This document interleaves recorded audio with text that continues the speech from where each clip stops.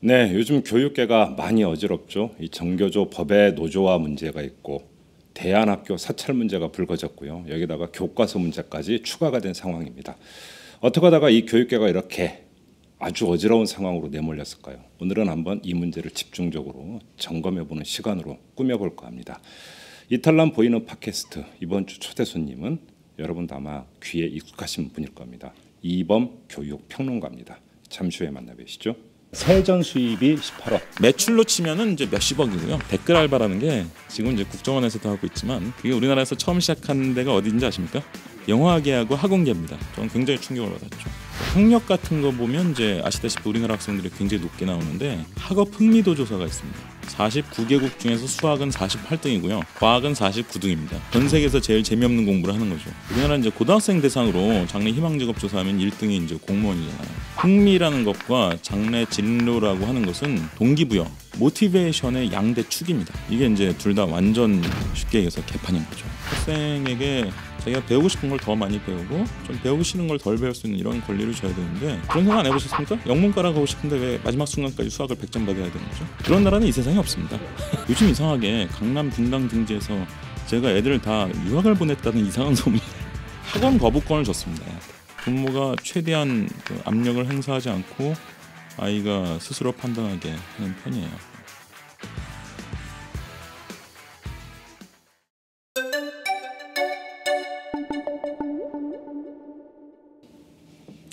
네, 평론가님 안녕하세요. 네, 안녕하세요. 네. 이 서울시 교육청 정책보좌관으로 계셨다가 지금은 그만두셨고 요즘 어떻게 지내세요? 요즘은 강연 요청이 굉장히 많고요. 예. 그래서 전국을 누비면서 여기저기서 강연을 하고 있습니다. 주로 이제 강연도 역시 이제 교육과 관련된 강연이 대부분이 그 주제가 그렇게 되는 겁니까? 그렇죠. 주로 이제 학부모, 교사, 예, 학생 대상 강연들이죠. 아, 그래요? 그러면 교사를 대상으로 하는 강연과 학부모를 대상으로 한 강연이 좀 다를 것 같은데 어떻습니까? 아니 별로 다르지 않습니다. 주로 어떤 주제입니까? 그럼 교육 중에서도? 제가 이제 요즘 많이 하는 얘기 중에 하나가 이제 그 한국 교육의 효율성이 굉장히 낮은 것으로 많이 드러나고 있거든요. 네. 그러니까 학습 효율 지수 같은 걸 보면 이제 굉장히 하위권을 이제 나타내는데 네. 이제 그 이유가 뭐냐 뭐 이런 것들을 이제 얘기하면서 하나하나 이제 우리나라 교육을 이제 그 껍질 벗기듯이 이제 벗겨내는 이제 그런 류의 이제 강연들을 하죠. 그러니까 예를 들어서 학부모는 교육비를 많이 지출하고 네. 학생은 참 그러니까 아무것도 안 하고 공부만 하는데도 네. 수학 능력은 별로 올라가지 않는다. 뭐 그렇죠. 이런 건가요? 예, 예. 그 원인이 어디에 있다고 보세요? 원인이 여러 가지가 있는데요. 예. 뭐 예를 들면 아주 그 극단적인 지표를 몇 가지 보여드릴게요. 네. 예를 들어서 그 OECD에서 중학교 2학년 대상으로 그 국제 비교를 하는 게 있어요. 그 학력 같은 거 보면 이제 아시다시피 우리나라 학생들이 굉장히 높게 나오는데 네. 학업 흥미도 조사가 있습니다. 아 예. 예, 이를테면 이제 네가 수학에 대해서 흥미를 가지고 있느냐 예라고 답한 비율. 뭐 안 봐도 비디오일 것 같은데. 과학에 대해서 흥미를 가지고 있느냐 예라고 답한 비율 이런 걸 보면 예. 49개국 중에서 수학은 48등이고요. 과학은 49등입니다. 아 그래요? 국어는요? 국어는 이제 수학하고 과학 두 과목을 개만? 합니다. 예, 예. 아주 심하게 공감되는데 지금 저도. 그러니까 이제 전 세계에서 제일 재미없는 공부를 하는 거죠. 그러니까 저도 학교 다닐 때 제일 싫어했던 게 수학하고 과학이었기 때문에. 예. 그래서 사실 예. 저는 과학을 가르쳤었고 이게 굉장히 예. 재미있는 과목이거든요. 예. 근데 이거를 하여튼 학교 다니기 시작한 지 이제 8년째 되는 해에 네. 우리나라 애들이 이제 가장 재미없는 과목이 되게 만드는 게 우리나라 교육이에요. 그러면 그게 교육 방식이나 교육 내용의 문제 때문이라고 보십니까? 그것이 굉장히 큰 문제입니다. 이 예. 교육 방식이나 내용의 문제가 아주 심각하고요. 예. 그러니까 이제 어떻게 하면 재미가 없겠어요? 아니 저는 그러니까 예를 들어서 제가 고등학교 다닐 때 과학을 4과목을 배웠어요. 예, 그랬겠죠. 물리, 화학, 생물, 지구과학 4과목을 배웠는데 생물은 그래도 좀 한 것 같은데 예. 나머지 3과목은 예를 들어서 뭘 했는지. 화학은 원소표 외우라고 하는 순간에 흥미를 잃어버렸고 물리는 이게 도대체 수학과 무엇이 다른가 해서 흥미를 잃어버렸고 이게 너무 제 얘기를 하고 있나? 다 그러니까 외우는 거 아니었습니까? 실험이라는 거 그렇죠. 한 이제 딱 두 가지를 하면 됩니다. 어떻게 하면 되냐면 수업 시간에 네. 야, 정신 똑바로 차리고 가만히 앉았어 이러면 이제 되는 거죠. 노트 필기만 해. 이제 예. 그 순간 이제 재미가 뚝 떨어집니다. 네. 그리고 이제 또 어떤 방식이 있냐면 야 이거 외워라 시험에 나온다. 이제 이렇게 하는 순간 이제 재미가 뚝 역시 떨어지죠. 암기입니까? 예. 이게 이제 우리나라가 이제 사실 재미있는 것은 우리나라하고 일본하고 순위가 딱 붙어 있습니다. 수학 학업 흥미도가 이제 49개국 중에 한국이 48등이고 일본이 47등이에요. 그 49등은 어디예요? 그 저기 동유럽에 있는 어떤 조그만 나라에 있습니다. 그래요? 예. 우리나라보다 더 낮은 나라가 있다는 게 참 신기하긴 한데 예. 과학은 이제 49개국 중 우리나라가 49등이고 일본이 48등이에요. 네. 그러니까 사실 우리가 한국식 교육이라고 믿고 있는 게 사실은 일본식 교육이죠. 예. 아, 그렇죠, 그렇죠. 그러니까 붙어 있을 수밖에 없네요. 그러니까 입시는 좀 미국식으로 변한 부분이 꽤 있어요. 예. 입시는. 예. 근데 이제 기본 교육의 시스템은 완전 일본식입니다, 사실. 그러면 지금의 그 공교육의 교육 방식과 교육 내용이 바뀌지 않는 한 학생들이 어떤 다른 계기를 통해서 그 과목에 흥미를 느낄 여지는 별로 없는 겁니까? 그렇죠. 이제 우리나라 교육의 위기를 보여주는 굉장히 중요한 지표가 뭐 사교육비니 뭐 자살률이니 저는 이제 이런 것도 중요하지만 네. 좀 전에 얘기했던 이제 학업 흥미도가 세계 최하위다라는 네. 거하고 우리나라 이제 고등학생 대상으로 장래 희망 직업 조사하면 1등이 이제 공무원이잖아요. 예, 그렇죠. 자, 흥미라는 것과 장래 진로라고 하는 것은 그러니까 동기부여, 네. 모티베이션의 양대 축입니다. 어허. 그러니까 내가 왜 공부를 해야 되냐, 예. 공부를 하고 싶다, 뭐 이런 마음이 들게 만드는 것이 바로 이제 나이가 어려질수록은 이제 흥미가 중요한 거고 나이가 좀 들면 들수록 이제 미래의 꿈, 뭐 진로, 직업, 뭐 목표 이런 게 중요해지는 건데 네. 이게 이제 둘 다 완전 쉽게 얘기해서 개판인 거죠. 예. 제가 요즘 아주 뼈저리게 절감하고 있는 게 하나 있는데요. 피는 물보다 진하다라는 사실 아주 절감을 하고 있거든요. 그게 무슨 말씀이냐면 제가 학교 다닐 때 정말 수학이라면 진저리를 치는 놈인데 예. 제 자식놈도 그래요. 흥미를 유발할 수 있는 방법이 그럼에도 불구하고 없을까요? 저희 애도 뭐 썩 그렇게 수학을 잘하진 않는데요. 예. 첫째가 5학년인데 예. 그냥 내버려 뒀어요. 예. 예. 근데 이제 얘가 이제 우연히 발견하게 된 게 네. 발표 위주로 하는 어떤 학원 수업을 얘가 우연히 오. 접하게 되고 거기를 오. 보내달라고 오호. 했습니다. 예. 그러니까 가만히 앉아서 문제 푸는 건 얘가 꽤 싫어하는데, 네. 근데 뭔가를 이제 발표하고 토론에 참여하는 건 꽤 좋아해요. 그래서 이제 그나마 이제 그 프로그램을 통해서 좀 수학의 어떤 정의랄까 흥미랄까 이런 걸 좀 이제 어느 정도 붙여놓은 상태입니다. 이른바 흔히 이야기하는 자기주도형 학습입니까? 그러면 그런 게? 꼭 자기주도는 아니죠. 혼자 네. 하는 것은 아니고 여럿이 이제 모여가지고 이제 같이. 그러니까 학원 프로그램 중에 일부 학교보다 좀 나은 게 가끔 있습니다. 아, 그래요. 예, 그러니까 학교에서 토론 이거 발표 이런 거 별로 안 하는데 네. 그 학원이 그런 걸 해가지고 얘가 이제 우연히 그걸 접했다가 굉장히 그래요. 몇 년 하면서 굉장히 그 수학에 흥미를 가지게 됐죠. 예, 사실 뭐 이거는 좀 뭐 그 이야기가 좀 끝이 없는 것 같고 오늘 이 평론가님을 모신 주된 이유로 한번 좀 들어갔으면 좋겠는데 요즘 그 교육계가 거의 전쟁터 비슷한 것 같습니다. 약간 과장을 해서 자, 정교조 법의 노조화 문제가 있습니다. 네. 한국사 교과서 문제가 있습니다. 여기다가 대안학교까지 지금 치고 있습니다. 예. 그렇죠? 예. 교육계가 왜 이런 식으로 지금 이걸 뭐라고 표현을 해야 될까요? 어떤 정치 투쟁, 이념 투쟁, 하나의 전장 비슷하게 되어 있는 것 같은데 이 현상을 어떻게 받아들이세요, 평론가님? 글쎄 뭐 이거는 교육계만의 어떤 문제 또는 교육계에 국한된 현상이 아니지 않습니까? 지금 뭐 우리나라 각 분야 할 것 없이 모두 다 이제 전쟁터가 되어가고 있죠. 네, 뭐 사실 MB 정부 거치면서 문화계가 이제 전쟁터가 되지 않았습니까? 그렇죠. 또 이제 여러 영역이 이제 역시 그와 연관된 비슷한 현상을 겪고 있는데 교육계도 이제 예외가 아닌 거죠. 특히 이제 교육계에는 이제 전교조라고 하는 저쪽에서 꽤 이제 그 두려워하는 그런 또 조직이 있기도 하고 그러니까 예. 하여튼 이참에 어떻게든 좀 눌러버리고 싶은 그런 심리가 상당히 강하게 작용하는 것 같습니다. 두려워하고 있다고 보세요? 그럼요. 예. 어떤 점에서 두려워하고 있는 거예요? 전교조 가입률이 우리나라 그렇게 높진 않죠. 예. 한 15% 정도니까 예. 초중고등학교 교사들의. 예. 근데 이제 상당히 그래도 이념적으로 어느 정도 동질성을 가지고 있고 예. 조직력도 좋은 편이거든요. 한때 이제 그 전교조 조합원이 늘어나면서 네. 좀 안 그런 사람들도 많이 이제 들었었는데 MB 정부에서 이제 어쨌든 이 정부와의 관계가 안 좋아지면서 그런 분들은 다 떨어져 나갔습니다. 네. 그래서 지금 상당히 그 순수한 성분들이 지금 모여 있는 상태여서 균질화됐습니까? 예. 오히려 이제 균질도는 이제 높아진 거죠. 예. 그러니까 이제 뭐 정부 입장에서는 상당히 껄끄럽고 뭐 이 정부의 통치 행태가 전체적으로 그런 것 같습니다. 하여튼 미운털이 박혀 있고 좀 약점을 잡을 수 있겠다고 생각하면 이제 그냥 과감하게 이제 치는 네. 이런 방식인 것 같은데 이제 정교조가 이제 거기에 걸린 거죠.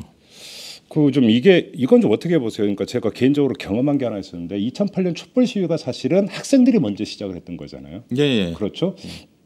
그리고 나서 제가 이제 촛불 시위가 계속될 때 한 번은 좀 일찍 나간 적이 있어요. 서울시청 앞에. 예. 근데 거기서 시청 앞 광장에서 당시 보수 단체가 이제 집회를 열고 있었는데 한 인사가 연단에 올라서 막 열변을 토하는 게 뭐냐면 학생들이 이 모양 이 꼴이 된 건 정교수 때문이다.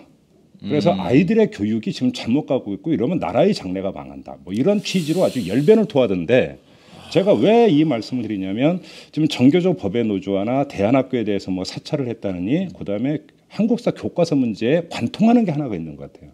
그게 뭐냐면 결국은 미래 세대인 학생들을 어떻게 할 것이냐, 이들을 대상으로 어떤 교육을 시킬 것이고 어떻게 키울 것이냐라고 하는 데 있어서 뭔가 하나의 어떤 그러니까 그 전략이 있고 하나의 방향이 있는 게 아닌가 이런 생각도 한번 해보는데 어떻게 보세요? 뭐 단순한 우연의 일치는 아니라고 보고요, 저도. 네. 예. 그게 이제 어느 정도 수준의 이제 전략과 작전인지는 저도 물론 이제 잘은 모르겠습니다. 네. 뭐 진짜 뭐 저 뒤에 이제 어떤 한두 명의 어떤 그 거물급 인물이 뒤에서 다 이제 밀고 당기고 조정을 하는 건지, 네. 아니면 이제 그것보다는 좀 더 낮은 수준에서 이제 뭐 복합적으로 이루어지는 일인지 그건 뭐 저도 잘 모르겠는데 네. 어쨌든 뭐 그런 일관적 공통점이 있는 것은 분명히 사실이죠. 사실 생각해 보면 상당히 사실 그런 문제 제기, 뭐 이게 학생들이 그렇게 거리로 나서는 게 굉장히 그 뭐 말이 안 된다 이런 얘기가 좀 이상한 게 옛날에는 중고등학생들이 독립운동도 했잖아요. 그렇죠. 예. 아니 그 저기 일제 시대 광주 학생 운동도 있었고. 그렇죠. 아니, 유관순 열사가 잡혀간 나이가 지금 중학생 나이란 말이에요. 예. 근데 나중에 이제 죽은 건 지금 고등학생 정도 나이 때 죽었는데 예. 3년인가 있다 죽었으니까. 근데 돌아가신 건 어쨌든 그 처음에 잡혀간 건 우리나라 지금 중학생 현재 나이고. 그러니까 원래 다 옛날에도 다 했던 거죠 사실은. 예. 근데 그건 이제 오랫동안 못하게 막았던 뿐이지 사실은 옛날에도 했었고 네. 원래는 할 수 있는 것이었습니다. 네. 그래요. 그러면 지금 만약에 지금 이 일련의 흐름이 하나의 어떤 그 기획하에서 나오고 있다고 만약에 본다면 그 자체가 시대착오적이고 실패할 수밖에 없다고 보시는 겁니까? 실패해야죠. 실패하게 만들어야죠. 꽤 기획의 냄새가 짙게 나는 것은 사실입니다. 근데 네. 이제 그걸 이제 이게 시대착오적이니까 실패할 거다. 그건 너무 게으른 발언이고요. 예. 이제 실패하게 만들어야 되는 게 중요한 거죠. 어떻게 만들 수가 있습니까? 일단 이제 뭐 각각 대응 논리가 이제 서로 다른데요. 네. 어쨌든 지금 정권이 이제 저쪽에 넘어가 있는 상태이기 때문에 네. 그러니까 당연히 지금 대응할 수 있는 어떤 그 힘에는 어느 정도 한계가 있습니다.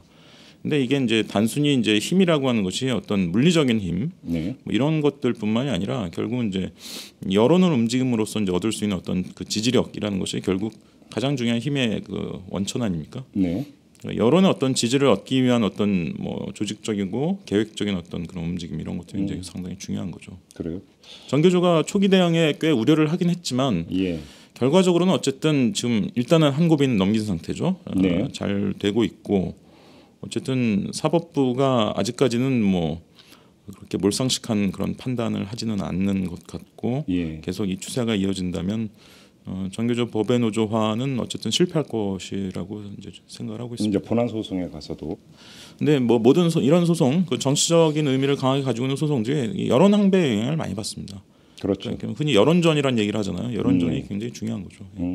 그러면 그 정교조 법의 노조화가 있기 전에 그래서 보수 단체 같은 오히려 정교조를 역으로 활용한 측면이지 않습니까? 예를 들어서 서울시 교육감 선거라든 이런 때 저 사람은 정교조 후보다. 예. 그런 식으로 해서 뭐 색칠이라고 해야 될까요? 그렇죠. 나중에 이제 진보 교육감이라는 표현을 안 쓰고 이제 친전교조 교육감이라고 그렇죠. 이제 쓴다든지 예. 일부 언론이 이제 지속적으로 그런 표현을 예. 쓰고 있죠. 예. 제가 보기엔 뭐 부분적으로 별로 친전교조적이지 않은 것들도 많은데 예. 하여튼 뭐 일단 이제 그런 식의 이제 딱지 붙이기가 이제 나름 효과가 있다라고 보는 거고 네. 그걸 지속하는 거죠. 사실 이제 그 전교조가 이제 그 90년대 후반에 네. 이제 합법화된 이후에 걸어온 경로라든지 이제 표방한 어떤 정책이나 이념 같은 걸 들여다보면 사실 좀 아쉬운 점들이 있죠. 네. 정교조가 이제 그때 좀 더 현명하게 좀 미래지향적으로 이제 몇 가지 조처를 취하고 이슈를 제기하고 거기서 뭔가를 얻어냈다면 국민 여론이 이런 식으로 호도되지는 않았을 뭐 예를 거거든요. 들어서 교원 평가를 둘러싸고 논쟁이 이런 거 말씀하시는 교원 겁니까? 평가도 그렇고요. 예. 그건 이제 어떻게 보면 그건 다 수세적인 거죠, 사실은. 예. 어떤 이슈가 제기되는데 이제 거기에 대해서 이제 뭐 수세적으로 대응할 수밖에 없는 어떤 이제 그런 거고 그게 아니라 사실 공세적인 이슈들을 제기해야 되는 것들이 있었거든요. 어떤 거가 있었습니까? 저는 뭐 한 두 가지 정도 있다라고 보는데요. 정교조의 제일 아쉬운 거는 이제 두 가지. 첫 번째는 어떤 도덕성의 문제. 도덕성. 예. 예. 물론 이게 어렵습니다. 노조에 가입돼 있는 이 조합원들 개개인의 어떤 도덕성의 문제를 이렇게 부각시키고 끌어낸다는 게 쉽지는 않은 일이죠. 예. 노조 활동해 보신 분들은 다 이제 공감하시는 문제겠지만, 하지만 과거 전교조의 역사를 생각해 보면 가장 국민들의 지지를 일관적으로 얻었던 때가 초기에 촌지안받기 운동했을 때입니다. 예. 이를테면 촌지 문제일 수도 있지만 다른 여러 가지 이 교육과 관련된 영역이 있거든요. 네. 직접적인 어떤 생활과 밀착된 교육의 영역에서 이런 도덕성을 부각시키고 그를 통해서 자신의 정당성을 더 높일 수 있는 이런 이제 일들이 있어야 했는데, 그러니까 예를 들어서 깨끗한 학교 만들기라든지 이런 쪽을 여러 집중해서 가지 있는 거죠. 예. 그런 것들이 이제 체계적인 일관적으로 하나의 슬로건으로 이렇게 이어지지 못했다는 것, 이것이 좀 아쉽고요. 또 하나는요. 또 하나는 이제 우리나라 이제 교사들이 사실 전문가로서 인정을 못 받고 있죠. 네. 그러니까 예를 들면 학교의 교사가 내가 몇 학년 무슨 과목을 담당하게 될지 몇 월 며칠에 알게 될 것 같습니까? 가만 있어봐. 진짜 그러네요. 그러니까 과목은 당연히 정해져 있는 거고. 근데 이제 어쨌든 학년에 따라서 가르치는 내용이 달라지나요. 네. 그리고 보통 신학기 초등학교는 1학년하고 6학년 차이가 또 엄청나잖아요. 그렇죠. 이거요. 옛날에는 진짜 3월 2일 아침에 알려줬고요. 지금도 일주일 열흘 전에 알려줍니다. 준비할 수 있는 시간적 그러니까 여유가 아예 없군요. 전문가로 인정한다면 도저히 있을 수 없는 일들이 학교 현장에서 예사로 이루어지고 있거든요. 그래요. 그러면 그러니까 제가 이제 쭉 상황을 알아보니까 서구 선진국의 경우는 초중고 교사가 가지는 권리하고 대학 교수가 가지는 권리하고 비슷합니다. 권한의 어떤 정도나 폭이 비슷한데 우리나라는 이제 대학 교수들은 그런 권한을 다 가지고 있지만 초중고등학교 교사는 무슨 톱니바퀴처럼 돌아가게 만들어 놓은 거죠. 이 지금 말씀을 들으시는 우리 그 애청자 중에서는 그런 생각을 하실 분도 있을 것 같아요. 아니 그 수학 담당 교사면 다 빠삭한 거 아니냐? 또 1학년 전문, 2학년 전문이 나눠지는 거냐? 이렇게 생각하실 분도 있을 것 같아요. 그렇게 생각하면 그냥 똑같이 EBS 강의를 보여주지 왜 그 전국적인 스타 강사가 딱 한 방에 또 좋은 강의를 때려가지고 모든 학생들이 들으면 제일 효율적인 거죠. 그렇게 생각하면. 그렇죠. 나름대로 이제 학생들과의 호흡을 맞춰가면서 각각의 내용에 대해서 작년보다 더 나은 어떤 수업을 설계하고 그걸 교수 방법이라든지 실현해보고 또 거기다 피드백을 얻고 경험을 쌓고 이런 어떤 전문가로서의 전문적 역량을 이제 신장시킬 수 있는 최소한의 기회가 있어야 되는데 우리나라 교사에게는 그런 권한이 주어진 적이 없습니다, 사실. 그러니까 하나는 이제 교사의 어떤 도덕적인 어떤 그런 측면을 통하여 국민들의 공감과 지지를 얻는 이런 방향. 또 하나는 교사들의 본인의 어떤 전문성을 키우고 그것을 통해서 이제 교사의 위상을 높이는 어떤 그런 방향. 이 두 가지 방향의 실천이 있어야 했는데 완전히 공백이었죠, 사실 이 두 가지와 관련해서는.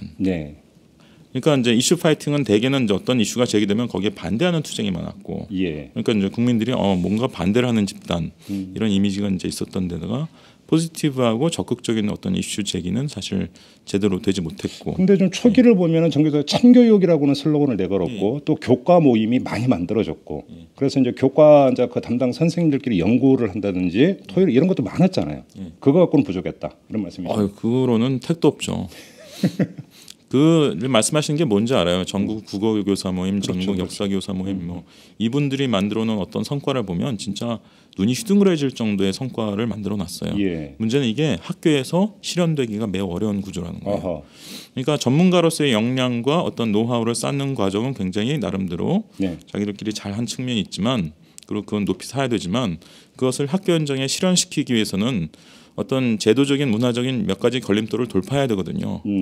이거를 하는 데는 사실 정교조가 제대로 힘을 모아내지 못했죠. 그러면 예를 들어서 이제 정교조를 보수 집단에서 정교조를 공격을 하면서 예를 들어서 먼저 그 계기 수업이라든지 이런 것들을 계속 문제 삼았잖아요. 이념 교육을 시키고 있다. 학생들을 상대로 이런 것들 같은 경우 말 그대로 대마고구였다고 봐야 되는 겁니다. 사실 어느 나라나 그 교사 집단이 좀 그 진보적인 어떤 그런 입장을 가지는 경우가 많아요. 왜냐하면 교사가 사실 상당히 지적으로 엘리트잖아요. 상당히 균질한 엘리트 집단, 지식인 집단이거든요, 말하자면. 그렇기 때문에 이제 어느 나라나 이제 교사들이 정치적으로 보면 꽤 이제 진보적인 어떤 색채를 이제 띠는 경우들이 많습니다.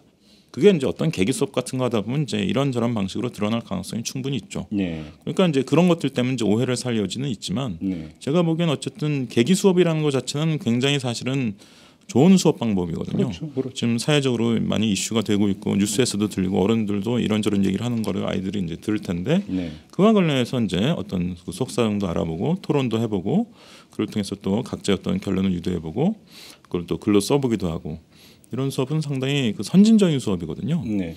그러니까 그거를 이제 그런 대마고구의 어떤 그 소재로 삼는 것은 진짜 기가 막힌 일이죠. 우리나라 교육의 선진화를 위해서는 사실은 굉장히 금기시해야 될 일입니다. 예, 그래요. 자, 그나저나 아무튼 그 정교조 법의 노조화를 추진하다가 지금 법원에 이제 가처분 신청이 인용이 됨으로써 일단 제동에 걸렸는데 이 과정에서 정교조를 바라보는 국민들의 어떤 시선이 조금 더 우호적으로 변했다고 생각하십니까? 옛날보다 오히려 더 안 좋아졌죠. 더 안 좋아졌다. 예. 예. 안 좋아진 측면이 있는 게 예. 사실 우리나라 이제 범진보랄까 예. 이쪽에 이제 전체적으로 이제 계속 문제되는 것이 결국은 요즘 이제 종북이라고 얘기되는 이제 사실 그 문제입니다. 네. 이거를 어떤 식으로 내부적으로 제대로 정리를 해낼 것이냐에 대해서 저는 하여튼 우리나라 범진보 전체적으로 좀 그 고민하고 하여튼 수기를 해야 되는 과정이 좀 필요했다라고 보고 네. 그런 고민과 수기의 과정이 제대로 되지 않은 것에 어떤 후폭풍을 맞고 있는 측면이 분명히 있다라고 봐요. 네. 그러니까 이런 이제 탄압을 받는 게 마땅하다 뭐 이런 얘기는 물론 전혀 아닙니다. 전혀 아니지만 저도 이런 현상에 대해서 지금 굉장히 안타깝게 생각하고 하지만 예를 들어서 아주 단적인 예로 한국 전쟁의 어떤 그 배경과 원인에 대해서 1980년대와 90년대 초반 정도까지 이제 이를테면 운동권이라든지 이런 범진보 쪽에서 이제 학습하고 이제 얘기했던 이런 얘기들하고 현재 학계에서 정설로 받아들이고 있는 것은 꽤 차이가 있거든요, 사실은. 그러니까 그때 이제 수정주의라고 해갖고 나온 게 있었죠. 예. 근데 이를테면 지금도 범진보라고 불리는 사람들한테 만약 한국 전쟁의 어떤 그 원인과 배경에 대해서 질문을 한다면 과연 국민 상식, 평균적인 상식, 그야말로 기계적인 평균적 상식하고 과연 어느 정도로 가까운 어떤 답이 나올 것인지에 대해서 우리가 좀 한번 냉철하게 생각해 볼 필요가 있는 거죠. 일부분 아닐까요? 아닙니다. 저는 그거 굉장히 중요한 문제라고 봅니다. 예. 예. 그래요. 예를 들어서 냉정하게 생각을 해보죠. 빌리 브란트가 이제 결국은 이제 어떤 독일 통일 어떤 그 초석을 놓았죠. 근데 빌리 브란트는 철저하게 반소 친미 노선을 사실은 전제로 깔고 그 통일 독일의 어떤 초석을 까는데 성공했거든요. 자, 이게 우리가 도덕적으로 옳다 그르다 뭐 이런 어떤 다소 본능적인 도덕 감정 이전에 어떤 그런 문제를 우리가 좀 생각해 볼 필요가 있는 거죠. 냉엄하고 굉장히 냉혹한 그 국제 정세 속에서 과연 또 약간은 또 다른 차원에서 보면 역사적 사실관계의 문제이기도 합니다. 뭐 여러 가지 자료를 통해서 뭐 김일성이 주도해서 굉장히 그 소련 가서 뭐 심지어 사정도 하고 해가면서 계획적으로 주도적으로 준비를 했었다는 것이 이제 여러 자료를 통해서 다 드러나고 이랬는데, 근데 그런 인식마저도 사실은 제가 보기에는 보편적으로 공유되고 있지 않습니다. 제가 좀 전에 일부분 아니냐고 하는 게 뭐냐면 지금 여러 가지 문제 중에서 그 사안이 일부분이 아니냐 이런 뜻이 아니라 예. 그 어떤 그런 뭐 수정주의 사관이라든지 뭐 그 예를 들어서 남침이 아닐 수도 있다 내지 뭐 다른 식의 어떤 이런 생각을 하는 사람들이 진짜 말 그대로 일부 극소수 아니냐라는 걸 한번 여쭤보는 거예요. 저는 꼭 극소수는 아니라고 봐요. 그래요? 일종의 이제 스펙트럼을 가지고 있는 거죠. 그래요? 그러니까 스펙트럼이 이제 여기서 여기까지 딱 이렇게 칼로 잘리듯이 잘리는 게 아니잖아요. 네. 어떤 연속적인 어떤 그 스펙트럼 속에서 예. 뭐 다소 극단적인 모습을 보이는 분들도 있고, 네. 뭐 반대 모습을 보이는 분들도 있고 이제 네. 예, 그런 이제 연속 스펙트럼으로 이제 봐야 되는 거죠. 예. 그러니까 이건 이제 단적인 예를 드는 것이지만 이를테면 이 문제를 우리가 좀 생각해 볼 필요가 있다. 예를 들어서 그와 못지않게 중요한 어떤 주제가 과연 우리가 시장이라는 걸 어떻게 생각할 거냐. 이를테면 과연 시장이라는 것이 단순히 악이냐, 악일 뿐이냐. 물론 저도 이제 공기업 민영화라든지 이런 것들을 대부분 반대하는 사람입니다. 그런 걸 옹호하기 위해서 어떤 시장 논리를 이제 끌어들이는 것은 저는 상당히 싫어하는 사람입니다만, 그럼에도 불구하고 과연 우리나라 범진보라고 하는 이쪽에서 과연 시장의 어떤 그 합리성, 효율성, 또 거기서 발휘될 수 있는 어떤 개인의 어떤 창의성 이런 것들에 대해서 과연 얼마나 깊이 있게 생각하고 그것이 어떤 정책적으로 또는 정치적으로 실현되는데 어떤 기여를 해야 된다, 이런 어떤 그 발전적이고 이제 미래지향적인 어떤 논의 이런 것들이 어느 정도 가능한지 이런 것도 우리 좀 반성적으로 생각해 볼 필요 있는 거죠. 네. 그런 거리들이 전 몇 가지 핵심적인 것들이 있다라고 보고요. 대표적인 게 이제 북한 문제라든지 하여튼 시장 문제라든지 이런 몇 가지 거리들이 있습니다.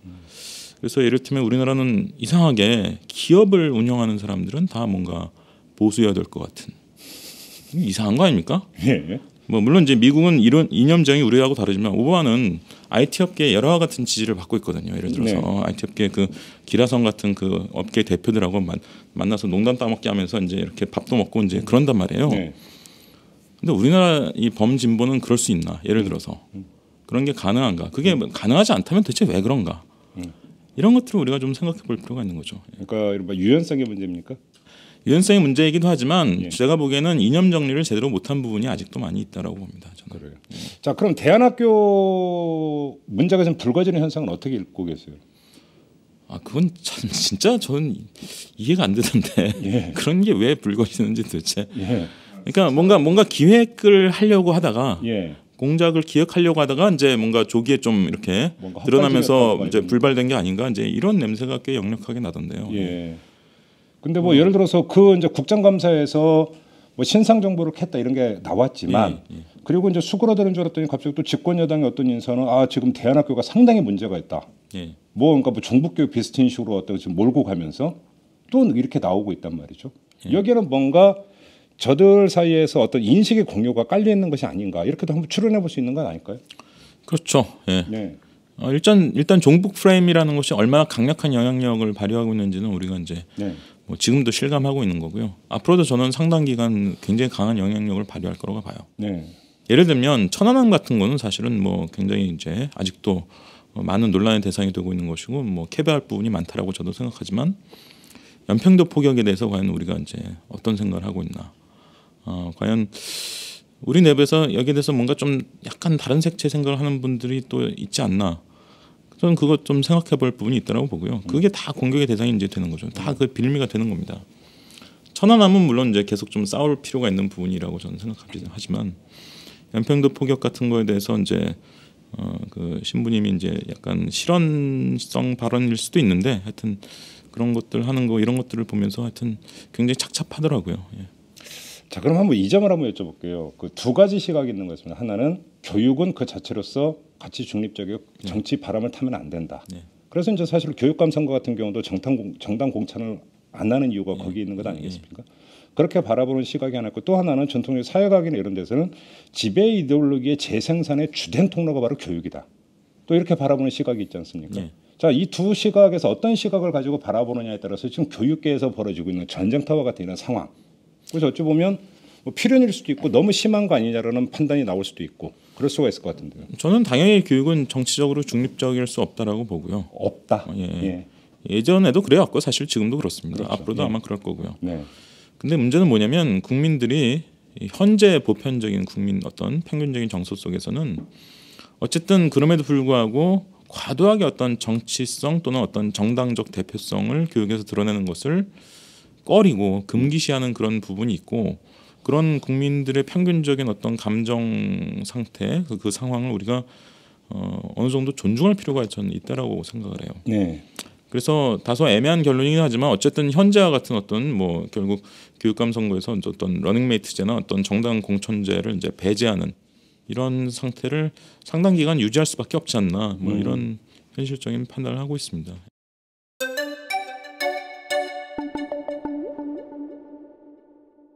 자, 아무튼 그러면 지금 교육계에서 벌어지고 이런 일들이 축적되면서 하나의 이제 국민들의 시각에 영향을 미칠 것이고 인식의 의식에 영향을 미치지 않겠습니까? 근데 6개월 뒤면은 지방선거가 있고 여기서 교육감 선거가 또 있게 됩니다. 자, 그러면 교육감 선거에 어떤 영향을 미칠 거라고 전망을 하세요?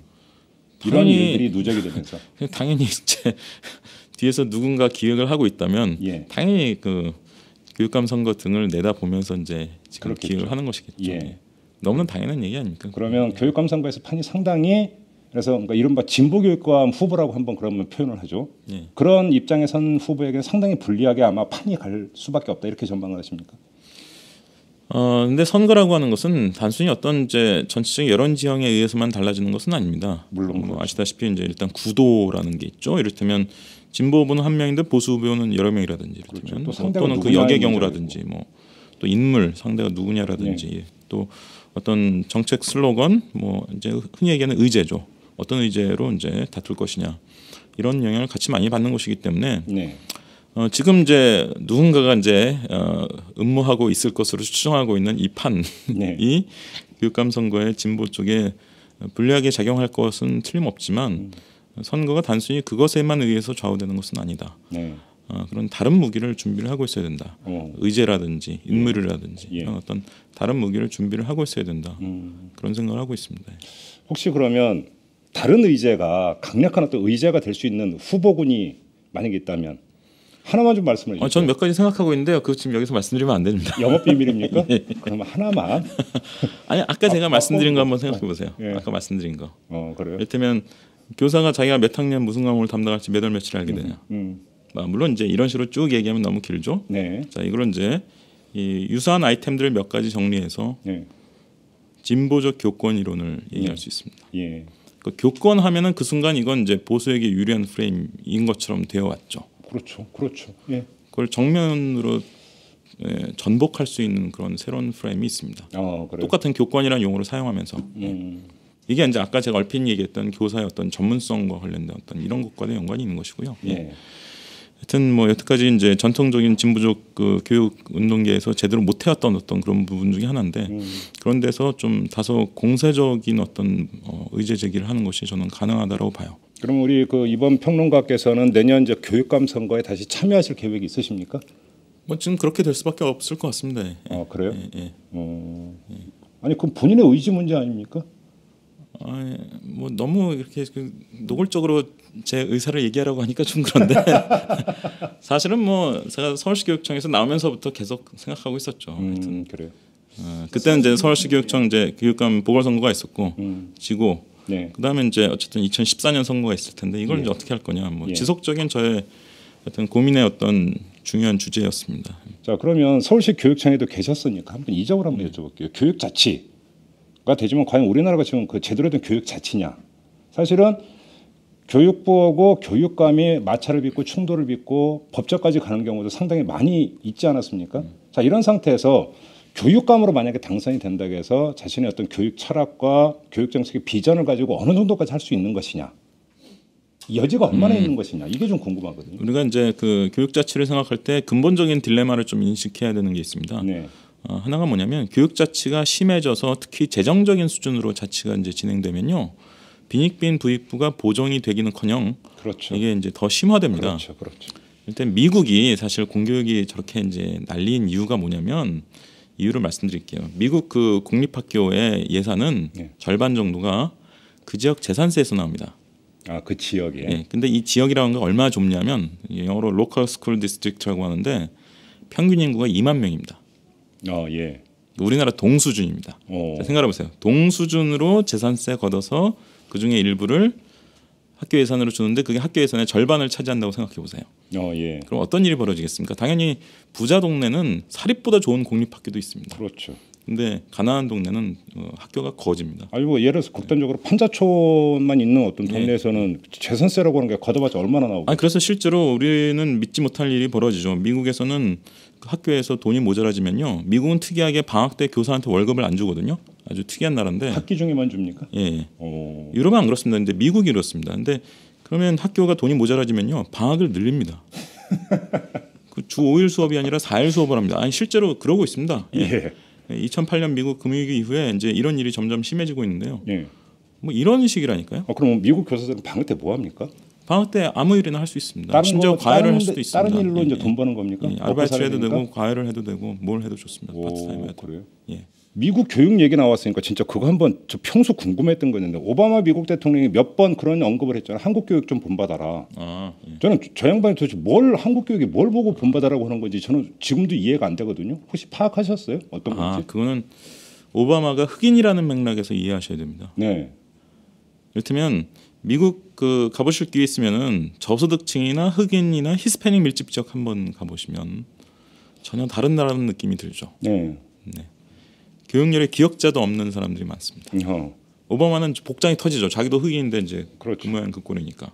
그러니까 이제 뭔가 교육열을 높이기 위한 상징이 필요한데 한국이 채택된 거죠. 예. 교육열이 높기로 매우 유명하니까 이제 전화를 본받자. 너무 높아서 문제죠. 미국도요. 뭐 중산층 백인 밀집 거주 지역 가보면 교육열 무지 높습니다. 네.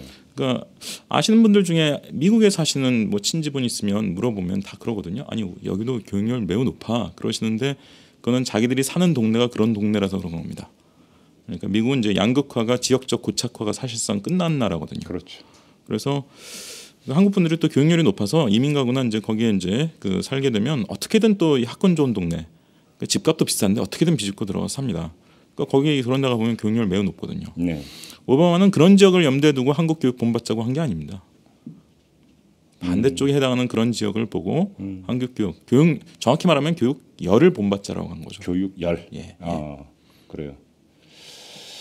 그런데 교육열이라고 하는 것도 이게 먹고 살 수가 좀 있고 뭐가 좀 돼야 이게 성립이 되는 얘기 아닙니까? 그래도 우리나라는 아직까지는 네. 좀 형편이 어려운 분이나 뭐 이렇게 부자인 분이나 비교적 그래도 교육열이 고른 편인 나라인 겁니다. 그러니까 이제 오바마 눈에 띄었겠죠. 자, 그러면 얘기 나왔으니까 이것도 한번 여쭤볼게요. 이제 우리 사회에서 교육은 계급 문제가 돼버렸다라고 그러니까 그 아주 단언하는 사람들이 많습니다. 동의하십니까? 예, 그렇게 되어가고 있습니다. 예. 그래요. 그러면 우리나라도 결국은 오바마가 그렇게 이제 그 본받으라고 했던 것에서 멀어지고 있다고밖에 볼 수 없는 거 아닙니까? 그러니까 한 세대 두 세대 정도 지나면 충분히 미국과 유사한 상황이 일어날 우려도 있다라고 봅니다. 그래요. 그러니까 사회적 양극화가 지역적으로 고착화되면서 예. 그러면서 이제 미국과 유사한 현상이 나타날 가능성이 충분히 있죠. 그래요. 이미 일부 지역에서 그런 조짐들이 나타납니다. 좀 풀어주세요. 일부 지역이라면 어떤 겁니까? 어떤 조짐입니까? 그러니까 소득 수준이 낮고 이제 맞벌이 비율이 높은 이제 이런 지역들이죠. 예. 그래요. 그러면 이거는 교육 그러니까 중앙 정부 단위에서 풀어야 되는 문제입니까? 아니면 교육청 단위에서 일정하게 역할을 할 수 있는 부분입니까? 그러니까 지금 이 얘기가 나온 맥락이 어떤 교육자치와 관련해서 나온 것 아닙니까? 예. 그러니까 이제 사실 교육자치가 무조건 좋다라고 말하기 어려운 부분이 있는 거죠. 그렇죠. 사실은 그렇죠. 예, 교육자치가 특히 뭐 심지어 재정적인 수준으로 이렇게 막 진행되고 하다 보면 예. 그러면 결국은 이제 부익부 빈익빈을 이렇게 보정할 수 있는 어떤 그런 기회를 교육에서 일부라도 보정할 수 있는 기회를 잃어버립니다. 네. 그리고 사실 현재 근데 그럼에도 불구하고 지금 교육감이 너무 지나치게 권한이 없긴 합니다. 제가 그렇죠. 약간 농담 삼아 그런 얘기를 하는데요. 아니 왜 그 무상급식하고 학생인권 조례 이런 걸 했느냐라고 물어보면 약간 농담 삼아 제가 뭐라고 얘기했냐면 교육감이 할 수 있는 게 그거밖에 없어서 그걸 한 거다. 그래요. 예를 들면 교육감이 자기 지역에 있는 특목고 선발 방식도 손을 못 대게 돼 있습니다. 네.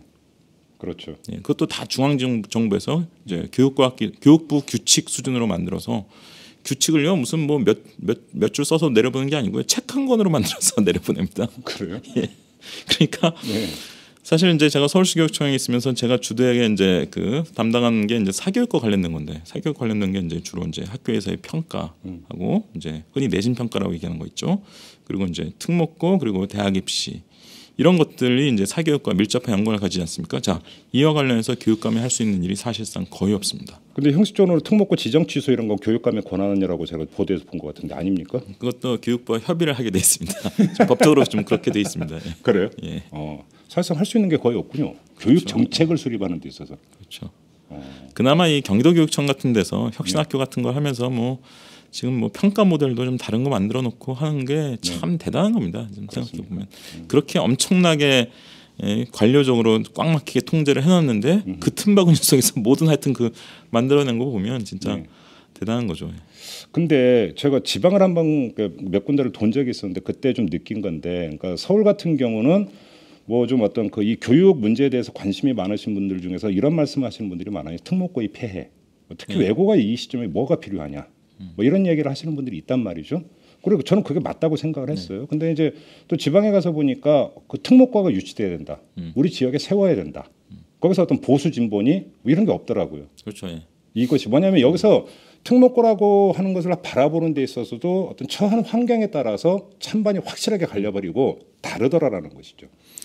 그러니까 특목고나 그 지역의 명문고라고 하는 것이 네. 그 지역의 어떤 이제 상징이자 이제 정신적 구심 같은 그런 기능을 하는 거죠. 네. 예. 물론 이제 좀 지역 단위가 커지면 대학이 그런 역할을 할 수 있겠지만 네. 지역이 이제 군 단위라든지 이런 식으로 작아지면 되게 명문 고등학교 정도가 이제 그런 역할을 이제 떠맡게 됩니다. 그렇죠. 그러니까 이제 보지 뭐 할 것 없이 우리 지역에 그런 학교 하나 있어야 된다. 이런 이제 논리가 이제 힘을 얻게 되는 거죠. 그렇죠.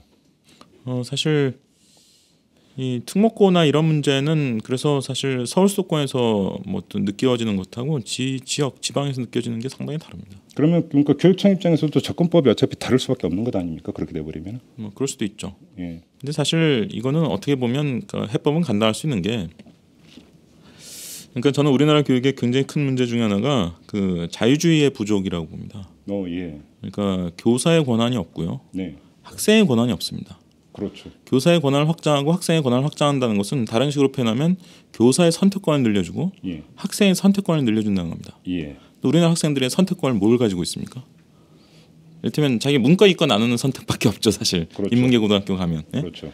그 선택 또는 문제 실업계를 간다든지. 하나 더 있네요. 수능을 기준으로 하면은 예를 들어서 그 수리 영역에서 무슨 과목 선택할 거냐. 근데 그것도 학교에 따라 또 귀속돼 버리죠. 그렇죠. 그러니까 학생 개인에게 사실 고등학교 정도 되면 이게 의무 교육도 아니란 말이에요. 그렇죠. 그렇기 때문에 학생에게 자기가 배우고 싶은 걸 더 많이 배우고 네. 좀 배우기 싫은 걸 덜 배울 수 있는 이런 권리를 줘야 되는데 예.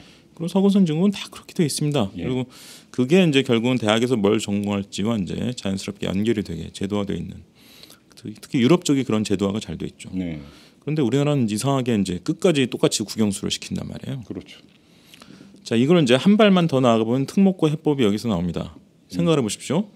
자, 일반 학교는 똑같이 붕어빵 교육을 하게 만들어 놓고 네. 자, 제2외국어, 제3외국어를 더 많이 배울 수 있는 기회를 만들기 위해서 특별한 학교가 필요하다. 이제 이런 논리로 나온 게 이제 외고입니다. 그렇죠. 예.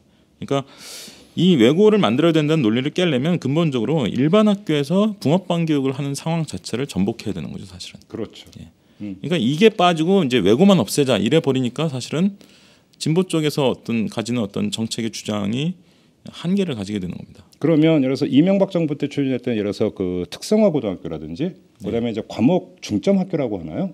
예, 예. 과학 중점 학교 이런 학교들이 이제 전국에 꽤 그럼 있죠. 이런 방향은 어떻게 평가하십니까? 저는 나름 괜찮은 방법이라고 봅니다. 그렇습니까? 문제는 그걸 이제 점수에 의해서 이제 그런 또 특별한 학교들 선발하게 되는 게 문제인 거지. 네. 학생들이 1지망 내가 과학 중점 학교를 1지망을 넣고 싶다. 2지망 내가 또 어떤 과목에 좀 어떤 장점을 가지고 있는 그런 학교에 내가 지원을 하고 싶다. 예. 또 학교 수준이 아니더라도 학교 예. 안에서라도 자기가 어떤 교과목 선택권 같은 걸 활용해서 자기가 더 많이 깊이 배울 수 있는 어떤 그런 기회를 최대한 얻고, 또 이제 문제는 이제 그 반대급부로 이제 덜 배워야 되는 그런 부분이 생기죠. 그러면. 네. 근데 그걸 자연스럽게 이제 수용을 해줘야 되는데 예. 우리나라에서 이제 그런 생각 안 해보셨습니까? 영문과라 가고 싶은데 왜 마지막 순간까지 수학을 100점 받아야 되는 거죠?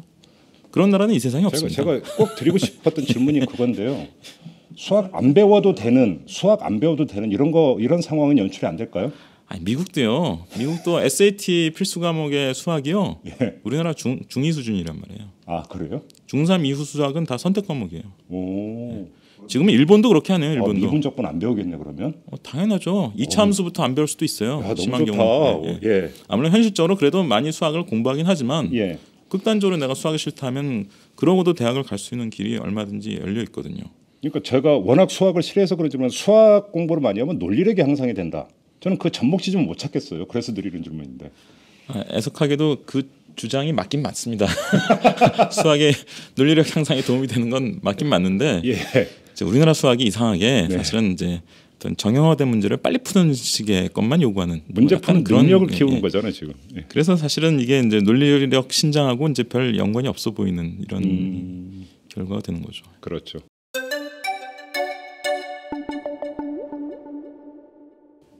자, 우리 이제 그 이번 평론가 이제 개인적인 거 좀 질문 좀 드려야 될 것 같은데 아마 이 질문 숱하게 받으셨을 거예요. 예. 한때 잘 나가는 이 대치동의 스타 강사셨잖아요. 대치동이 아니고요, 전국구 스타였습니다. 아니 근데 어떻게 해서 그 이 전국구 스타 강사가 되신 거예요? 계기가 뭐였어요? 저는 이제 박사과정 때 알바로 일주일에 이틀씩, 그냥 알바 차원이었습니까 처음엔? 그때는 이제 고등학생도 아니었고 중3 학생들을, 그때 분당이 네. 고교 비평준화 지역이었습니다. 예. 2002년인가 3년에 이제 평준화로 바뀌었죠. 그래서 이제 저는 그때 이제 뭐 과외 자리를 찾다가 우연히 이제 학원 강의를 해보지 않겠냐 이제 이런 제안을 받아서, 과외도 어차피 일주일에 이틀 하는데 이것도 이틀이더란 말이에요. 그러니까 뭐 한번 해보자 그랬는데 생각보다 재미도 있고 그리고 학생들도 저를 잘 따르고, 그러니까 한 1년 반 정도 이제 지나고 나서 보니까 그때 이제 박사과정 막 수료할 쯤이었는데 그 학원 측에서 저녁 시간과 주말 시간을 할애해서 좀 단과 강의를 해보지 않겠냐 이런 제안을 해왔어요. 그걸 또 덥석 받았죠. 근데 이제 그때부터 이제 걷잡을 수 없이 이제 수강생 수가 늘어나기 시작해서 결국은 이제 뭐 근데 진짜로 1년에 18억 번 거 진짜 맞아요? 팩트예요? 네, 저한테 들어온 수입이 세금을 그러면 대개 이제 5억 넘게 내죠. 그래요. 예. 그러니까 세전 수입이 18억. 그렇죠. 예. 야, 아니, 매출로 치면은 이제 몇십억이고요. 그렇죠. 예. 세전이라도 세후는 그럼 13억 아니에요? 수입으로 치면은 18억이고 아니 혹시 이제 거기 경비가 있죠. 경비. 좀 보태신 거 제가 쓴 아니에요? 경비가 있잖아요. 그러니까 18억이 아니, 들어오면 그 중에서 일부는 제가 경비를 쓰고 나머지가 소득으로 잡히잖아요. 그렇죠. 거기에 대해서는 이제 소득세를 내는 거니까. 그렇죠, 그렇죠. 예. 그러니까 나머지 13억이 다 남는 건 아니죠. 아니 어떻게 하면 18억을 벌 수 있어요? 그러니까 참 제가 생각하기도 신기하더라고요. 그러니까 네. 제가 그때 든 느낌이 제가 이렇게 입을 벌리고 있으면 거대한 이제 소용돌이가 있는데 거기 돈덩어리들이 이제 껴있는 소용돌이가 제 입으로 빨려 들어오는 이런 느낌이 들었었습니다. 돈 먹는 하마네 그러니까. 그렇죠. 예. 근데 왜 그걸 박차셨어요? 사실 저는 그 일이 꽤 재밌기도 하고 네. 사실 돈을 그렇게 많이 벌었다는 실감은 못했습니다. 왜냐하면 돈을 쓸 시간이 없었기 때문에 예. 제가 뭐 골프를 친 것도 아니었고 룸사롱을 다닌 것도 아니었고 돈을 쓸 시간도 별로 없었고 부인은 되게 좋아하셨겠네요. 물론 제가 이제 창업에 참여한 회사가 이제 메가스터디인데 예. 농담삼아 메가스터디가 성공한 이유가 뭐냐? 예. 룸사롱을 안 갔기 때문이라고. 그 집단 문화 자체가 룸사롱을 가지 않는. 예. 원래 스타 강사들은 룸사롱에 이제 밥 먹듯이 출입하는 게 원래 이제 전통이었는데. 그렇습니까? 하여튼 이 회사의 그 집단적 전통은 그와 굉장히 달랐습니다. 예. 하여튼 그러니까 저는 뭐 많이 벌긴 했는데 그걸 좀 여유 있게 좀 써봐야 내가 돈을 많이 번다는 실감이 났을 텐데 네.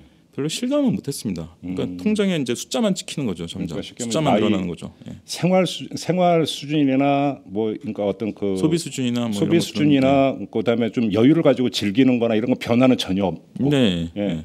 그리고 제가 상당 기간 동안은 또 박사학위 논문을 쓰려고 또 이제 버둥거렸거든요. 뭐 결국은 나중에 이제 접었지만. 네. 그러니까 이제 사실 시간적 정신적 여유는 거의 없었죠. 그래요. 근데 왜 그걸 접으셨어요?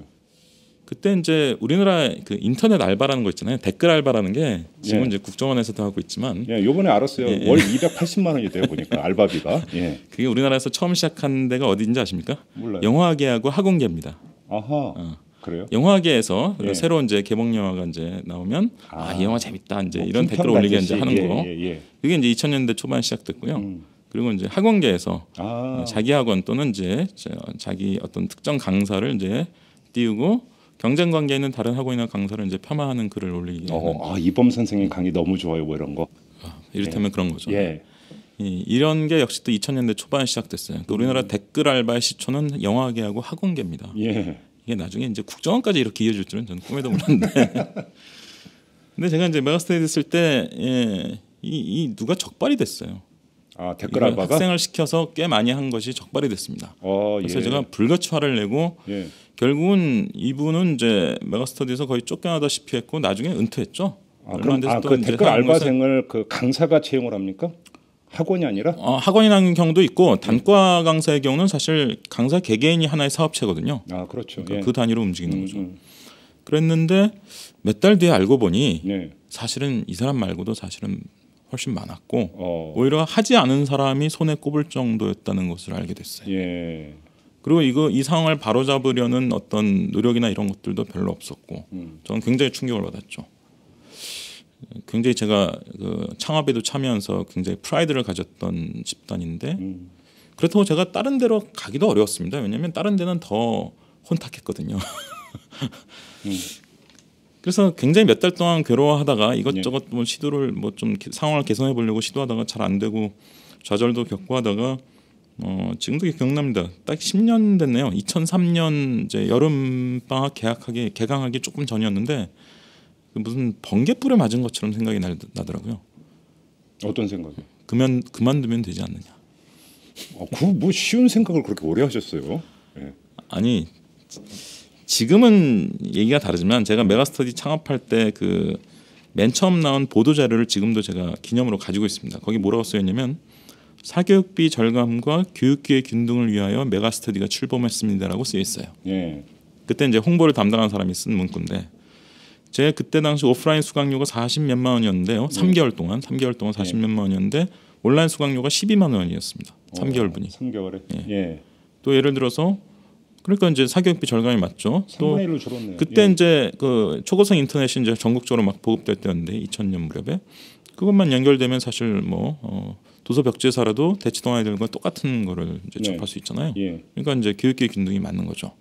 물론 나중에 몇 년 뒤에 이제 EBS가 이제 그와 유사한 프로그램을 이제 무료로 풀고 하면서 퇴색이 되긴 했지만 굉장히 역사적 의미가 있는 사건이었습니다. 네. 옛날에는 컴퓨터로 공부한다는 거는 상상도 안 할 시대였거든요. 아, 그때는. 그럼요. 예. 예. 근데 그런 걸 이제 처음으로 성공을 시켰고 저도 굉장히 프라이드를 갖고 있었던. 근데 이제 어쨌든 그런 일이 막 벌어지고 하니까 굉장히 힘들었죠. 그래서 그만둬야게 됐다는 생각을 하여튼 그 직전까지 한 번도 해본 적이 없었습니다. 근데 어느 날 갑자기 이제 번개 맞듯이 근데 생각하게 된 거죠. 옛말에 사람이 사람을 속이는 게 아니라 돈이 사람을 속인다 이런 말도 있잖아요. 솔직히 그 연 18억 수입 아깝지 않으셨습니까? 저희 와이프는 1년만 더 해보라고 막 그러더라고요. 예. 와이프 입장에서는 당연히 그랬겠죠. 예. 1년이 아니라 3년, 5년 좀 더 해라라고 그랬어야 맞았을 텐데 어쨌든 저도 사실 사람인지라 제가 한 열흘 정도 고민하면서 계산을 해봤습니다. 내가 그까지 번 거 가지고 그때 이제 첫째가 태어난 상태였거든요. 아, 예, 예. 지금은 이제 첫째, 둘째, 셋째, 넷째까지 있는데 아이가 어유. 그때가 이제 첫째가 이제 돌하고 이제 이럴 네. 때였습니다. 예. 그래서 이제 순간적으로 계산을 해봤죠. 이거 가지고 내가 와이프랑 아이를 먹여 살릴 수 있겠냐? 예. 여태까지 모아놓은 거 가지고. 근데 가능할 것 같더라고요. 오호. 그래요? 그러면 내가 여기에 뭐하러 미련을 두겠느냐? 예. 그러니까 이걸 실례지만- 뒤집어서 얘기하면 제가 좀 이렇게 애매하게 벌었으면 끌려갔을지도 모르겠습니다. 사실. 실례지만 요즘은 한 달 수입이 얼마쯤 되세요?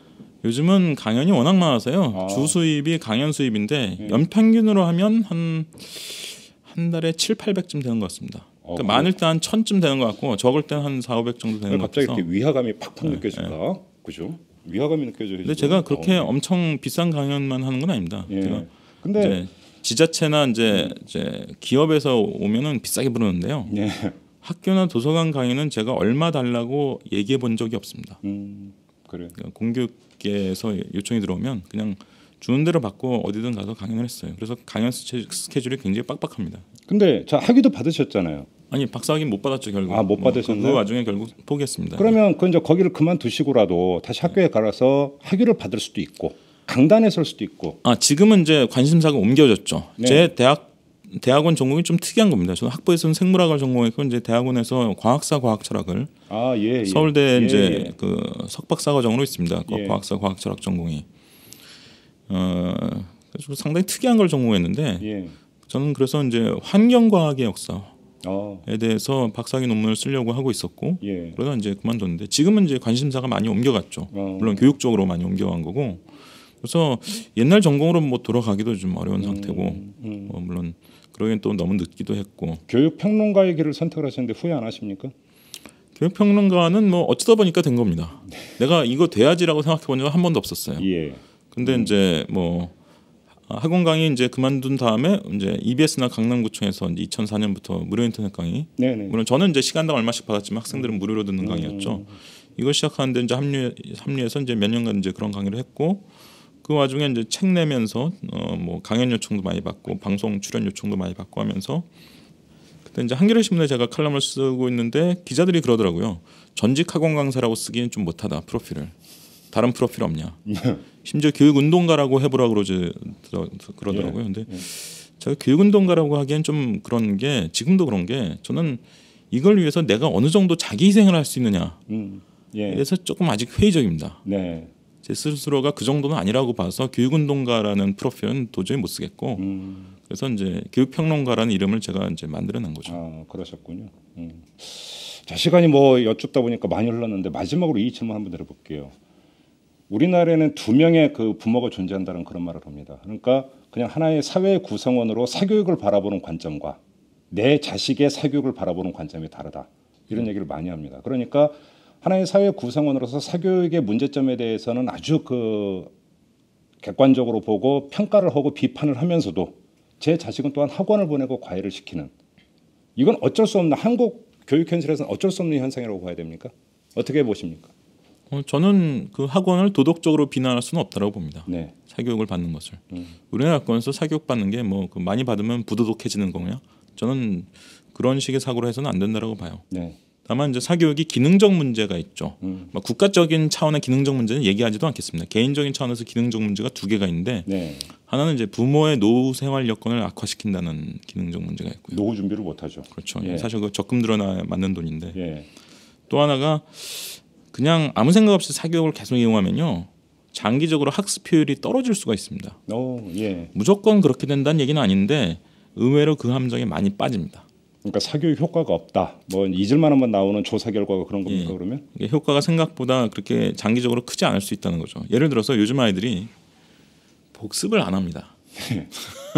복습 다 학원에서 시켜준다고 생각합니다. 학원에서 자 오늘부터 복습입니다. 그러면 아 이게 복습이구나 그런다니까요. 선행학습하기 바쁜 거 아닌가요? 그러니까 자기 공부한 걸 되돌아보지 않는 공부가 예. 과연 얼마나 제대로 갈무리가 되겠으며 그것이 자기 내면 공부도 사실 잘하려면 자기 내면을 들여다보는 힘이 있어야 되거든요. 네. 그게 얼마나 키워지겠냐는 거죠. 네. 그런 점에 있어서는 우리나라 학생들의 공부가 굉장히 저효율 공부를 하게 되는 거고 네. 그 상당히 큰 이유 중에 하나가 이제 과잉 사교육. 사교육 네. 받는다고 다 그런 건 아니지만 과잉 사교육이 꽤 큰 책임을 져야 된다고 저는 큰 책임을 물어야 된다고 생각합니다. 네. 그래요. 자 그러면 자제분이 네 분이라고 하셨죠. 네. 자 교육 평론가로서 이 자식의 그러면 그 교육을 어떤 식으로 시킬 계획을 갖고 계십니까? 아니 이제 첫째가 12살, 둘째가 10살, 셋째가 7살, 넷째가 5살이니까 이제 첫째, 둘째는 이미 초등학교로 다니고 있죠. 예. 저희 동네 이제 공립 초등학교로 다니고 있는데 요즘 이상하게 강남 분당 등지에서 제가 애들을 다 유학을 보냈다는 이상한 소문이. 아니 그럼 제가 기러기란 얘긴데. 그럼 말도 안 되는. 예. 저희 와이프와 저는 굳건히 약조를 했습니다. 예. 우리는 절대로 기러기는 안 한다. 예. 저희 동네 공립 초등학교를 여태까지 계속 잘 다니고 있습니다. 저는 아주 간편하게 이제 한 게 뭐냐면 학원 거부권을 줬습니다. 애한테. 다니기 싫으면 안 다녀도 되는 권리. 아하. 심지어 이 학원은 보내달라고 하기도 하고 예.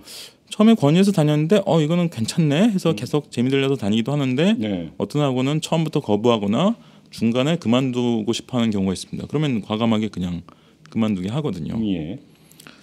저는 뭐 그 아이마다 이제 결국 판단을 자기가 해야 되는 거라고 보고 네. 그래서 부모가 최대한 그 압력을 행사하지 않고 아이가 스스로 판단하게 하는 편이에요. 예. 그럼 아이가 뭐 권유하거나 이런 경우는 있지만 중학생이 되고 고등학생이 됐어도 그 기조는 계속 유지되는 최대한 그 겁니까? 기조를 유지할 겁니다. 예. 그렇습니까? 물론 이제 중학교 올라가서 정도면 제가 이제 몇 가지 가르칠 스킬이 있습니다. 그래요? 제가 강연에도 많이 얘기하는 겁니다. 이런 스킬로 공부를 하면 효율이 높아진다. 이제 이런 어떤 기술적인 게 몇 가지 있는데 그런 건 좀 저희 아이들한테도 물론 가르치게 되겠죠. 그래요. 알겠습니다. 참 워낙 교육 문제가 이게 낱마처럼 얽힌 게 많아갖고 뭐 이 질문이 좀 두서가 없었는지는 모르겠습니다만은 아무튼 교육계가 최근 들어서 너무나 전쟁터 같아서 우리 교육 평론가님 어떤 식으로 바라보고 계시는지 한번 꼭 여쭙고 싶어서 이렇게 모셨는데요. 근데 초반에는 이 교육이 아니라 정치 평론 얘기를 한 것 같아가지고 좀. 근데 진짜로 그 뒤에서 거대한 음모와 기획이 있는 걸까요? 아니 지금 뭐 꽤 일관적이잖아요. 나타나는 현상들이. 그러니까요. 그래서 드리는 질문이에요. 그래서 결국은 뭐 단언할 수는 없지만 뭐 충분히 그런 의심을 할 수 있다고 봅니다. 내년 교육감 선거까지를 바라보면서 물론이죠. 그 이후까지 다 바라보고 있을 겁니다. 그럴 것 같아요. 알겠습니다. 자, 여기서 마무리하겠습니다. 고맙습니다. 예, 감사합니다. 네.